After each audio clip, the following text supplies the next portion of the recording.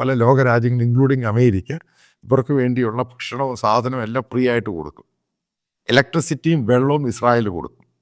അപ്പോൾ ഒരു ജോലിയും ചെയ്യാതെ ഒറ്റ ഒരു ജോലി മാത്രമുണ്ട് ആൾക്കാരെ ഇങ്ങനെ പ്രസവിച്ച് കൂട്ടുക.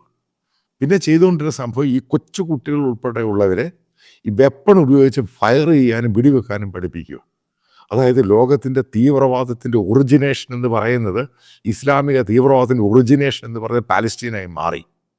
ആലോചിച്ച് നോക്കുക, ഇത്രമാത്രം അതിക്രൂരമായ രീതിയിൽ പെരുമാറുന്ന ആൾക്കാർക്ക് കേരളത്തിൽ ഫാനുകളുണ്ട്. ഞാൻ പല ആവർത്തി പറഞ്ഞു, പക്ഷേ ഇത് പറയും തോറും ഇത് പറയാനുണ്ടായ കാരണം എത്ര ക്രൂരതയായിട്ടാണ് അവർ ലോകത്തെ കാണുന്നത്. ഇതിൻ്റെ ഒറ്റ കാരണം കൊണ്ട് തന്നെയാണ്, ഈ പാലസ്തീൻ്റെ ഹമാസിൻ്റെ കാരണം കൊണ്ട് തന്നെയാണ് ലോകം മുഴുവനും മുസ്ലിങ്ങൾ വെറുക്കപ്പെട്ടവരായി മാറിയത്. അപ്പം അന്നേ ഞാനിത് പറഞ്ഞിരുന്നു, ഈ സംഭവം ഉണ്ടായിക്കഴിയുമ്പം ഇനി ഉണ്ടാകുമെന്ന് പറയുന്ന ഇസ്രായേൽ എന്ന് പറയുന്നത് വലിയൊരു രാജ്യമായി മാറും. അതാണ് ലെബനനിൽ കണ്ടത്. സീസ്ഫയർ എല്ലാം കഴിഞ്ഞ് അവർ ആ സാധനം തിരിച്ചു തരത്തില്ല. വലൻ ഹൈറ്റ് മുഴുവൻ സിറിയയും എടുത്തു. എല്ലാ രാജ്യത്തും ഭരണം മാറി. അത് ഇസ്രായേലിൻ്റെ കസ്റ്റഡിയിലായി മാറി.